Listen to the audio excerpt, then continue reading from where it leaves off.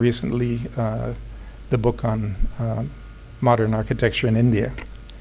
So all of these people sitting here, and I can see at least 10 people who I consider great Maharashtrian architects sitting in the audience. It's kind of breathtaking. I don't think anyone except Sanjay could get us into the same room, but I can see so many friends here, or people who are very accomplished architects sitting here. It's really nice. So this is really a celebration. And I don't want to go into some lengthy lecture, but there are sort of two concepts which I always find when I think of Sanjay's work, that I just want to mention those two concepts. One of them I wrote in the foreword. People generally don't read forewords to books. They quickly leaf through the written part and look at the pictures. But I would request you to read Anand Mahindra's note, his essay, and my foreword. What I try to say in the foreword is I talk about something called the melting core. You might take the melting core to be New York City. It could be London, Paris, no? And this is a kind of a core that attracts, like a fire attracts fireflies, no? Youngsters all over the world, they go running to die in the great cauldron of New York City, or London, or Paris. Most of them disappear, completely burned out before they get anywhere. And those who survive, some of the iconic architects of the world, in my opinion, wind up repeating themselves over and over again. The same building they try to do in different ways. If they come to India, they try to do the building just one more time, another way, and they usually fail more miserably in India than they did back in New York or Los Angeles or Paris.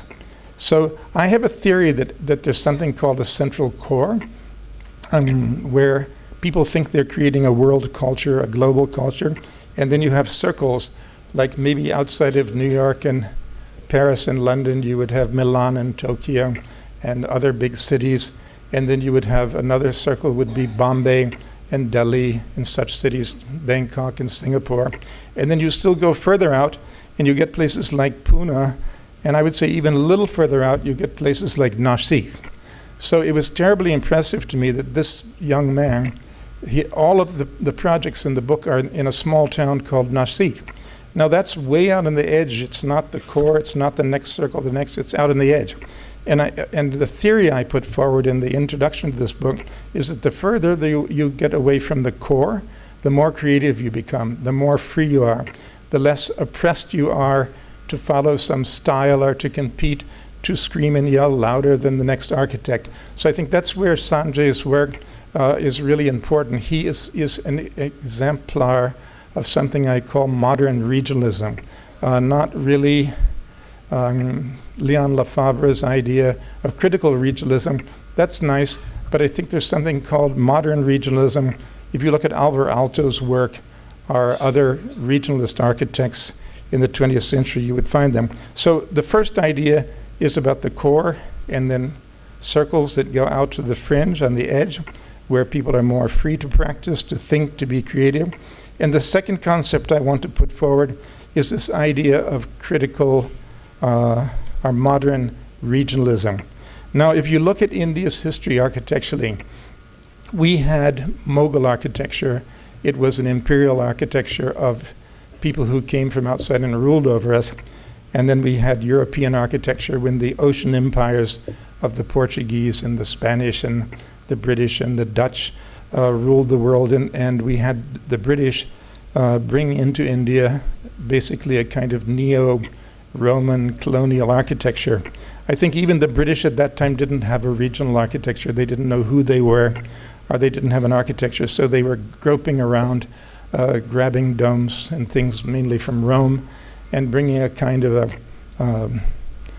Italian Renaissance architecture into India as a symbol of ruling over India. And then came 1857, the War of Independence, and the East India Company had to leave. And the British said, okay, now India's part of the empire. So it's now we try to link architecture in India, traditional Indian architecture, with colonial architecture, and you get all of these buildings which are very monumental. The Capitol complex in Delhi is the best example of kind of a neo-colonial architecture where you have a lot of Western ideas, but a lot of detailing and Jarokas and Chajas and things brought in from Indian architecture, so they try to marry into the empire somewhat Indian culture. So at Independence, here we are. We have all of the ICS officers. They weren't IAS yet. They were still people trained by the British. And when they started building buildings for Nehru, they built things like the Ashoka Hotel. This is a revisionist piece of architecture. It's modern, but it's decorated with all kinds of Indian, chajas and jarokas and things like that. The Vidhan Sabha and Vignang Badan. These are all examples of buildings which are kind of lost. They want to be modern, but they want to look Indian by decorating with all these funny Indian arches and domes and things. And then we had Louis Kahn and Le Corbusier, and we had the international global style come in. And we have these beautiful monumental global buildings. They're not Indian buildings at all. They're very global, very monumental coming up, like the Secretariat in Chandigarh, or even IIM Ahmedabad. Beautiful buildings, but not really Indian. And then you have a whole group of architects, Balkrishna Doshi, Charles Cray, people trying to do what I call, and I think successfully doing, regional modernism. And I think this is what the second point that I would talk about, Sanjay, is that his work is Indian. It's Maharashtrian, but it's very modern. So it's a modern interpretation of a region. It's actually a small region around Nashik. And I think that's what we should all be doing.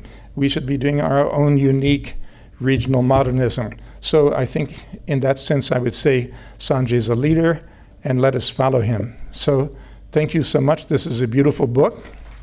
Thank you, Sanjay.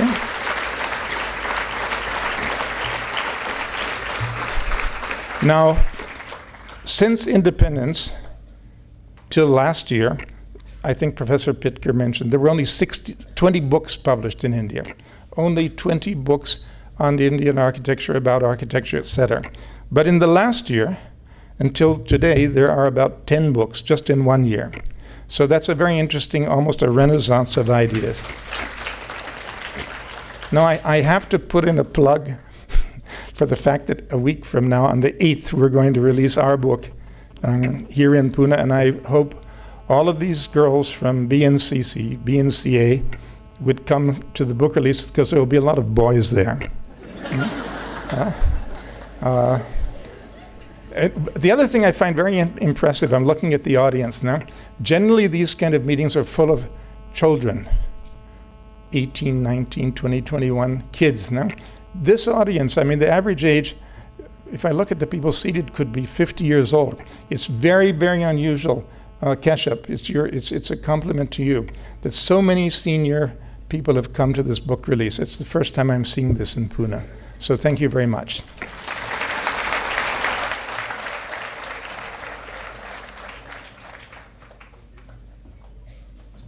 I'll take all of that as a compliment. Thank you, Christopher. To the last segment, and to do the vote of thanks, I'm going to call on stage Architect Anaga Patil. Anaga is daughter of Architect Sanjay Patil, and then my very good friend for the last 12 odd years. Anaga as a child was her father's tale. Since then, been influenced by him, she has followed his stride to become an architect. After completing her bachelor's in architecture, she pursued masters in housing and urbanism from London. Subsequently, she joined hands with her father to be a part of their more than 3 decades old firm, Environ Planners, based in Nashik. She is not just passionate about architecture, but also various art forms. She is an ardent traveler and loves to explore nature. Anaga.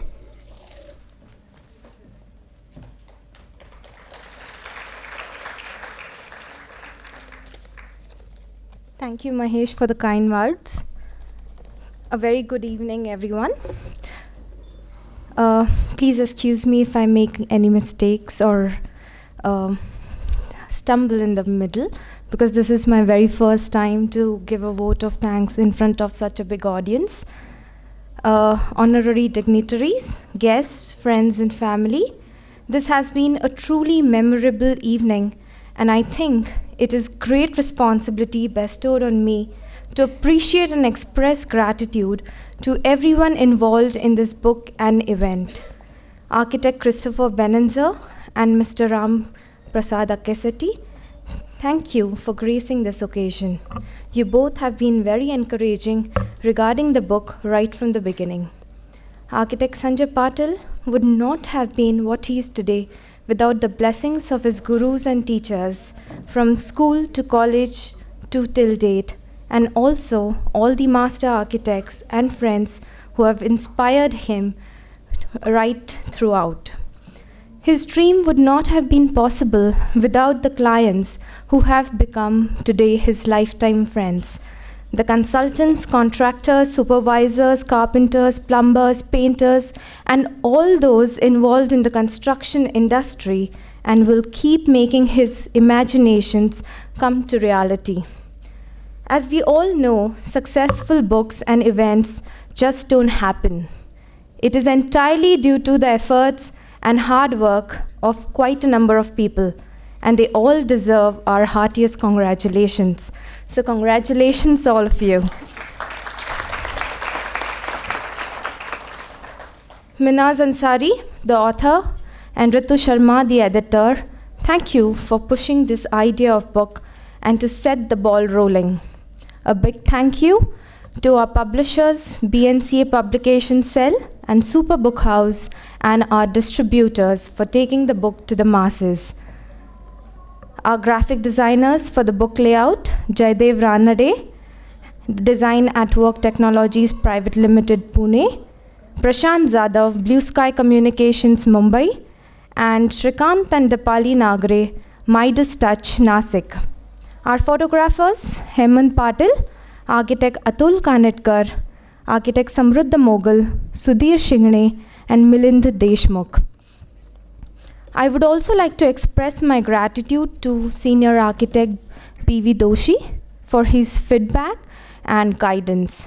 Mr. Anand Mahindra for his article and constant support and cooperation. Aniv Ansari, Ira Demodoa, alias Indira Barve, Sneha Patil, my sister, for their valuable suggestions. Architect Yashwant Pitkar for his help. Aniket Kulkarni, Harshjeet Savan, Pooja Khairnar, Ojashri Sada, Ritika Uttam Chandani, and the whole of Environment Planners family for bringing this book together. And many more whose name may not have been mentioned here. Thank you, all of them. Young and dynamic Yogesh Govardhane and Pratik Padhe and their team, thank you for the short movie. This event would not have happened without the efforts and flawless management of the BNCA team, Dr. Anurag Kashyap, the teaching and menial staff, the technicians, and of course the students, and master of the ceremony, Mahesh Bangad. I thank MES Auditorium's administration for making this venue available for us, ELT Green, Mr. Pradeep Barpande for gracing the entrance by putting the green wall. Last but not least, a heartfelt thanks to my mother Vijaya Patil, who has been a strong support and backbone to his life and career. My sister Sneha, who is always ready for her constructive ideas. My grandparents, Suman and late Madhav Rao Patil, without whom he of course would not be here. And my family members, friends, and you all present here today. I request you all to please join me in giving a big round of applause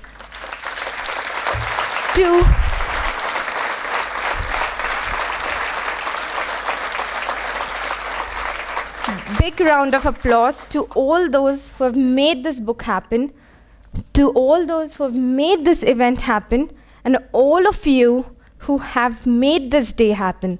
Thank you. Thank you once again. Have a nice day. Thank you, Anaga.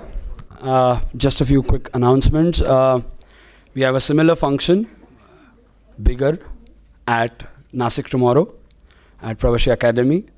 So you can ask your friends who couldn't be here today to join them in Nashik for a function there. tomorrow evening at the Pravashi Academy Auditorium in Nashik. Just a small reminder about another lecture here on 11th of July, Monday, where we are hosting architect Johannes Vidudu from Singapore, the dean of NUS, for another lecture here. And we're doing a workshop with architect Vidudu from 11th to 15th of July. And on 15th of July, we have a public exhibition, 4 p.m. onwards. Venue of it will be shortly conveyed to all of you. I would like to thank all of you for making this evening a successful one. Thank you.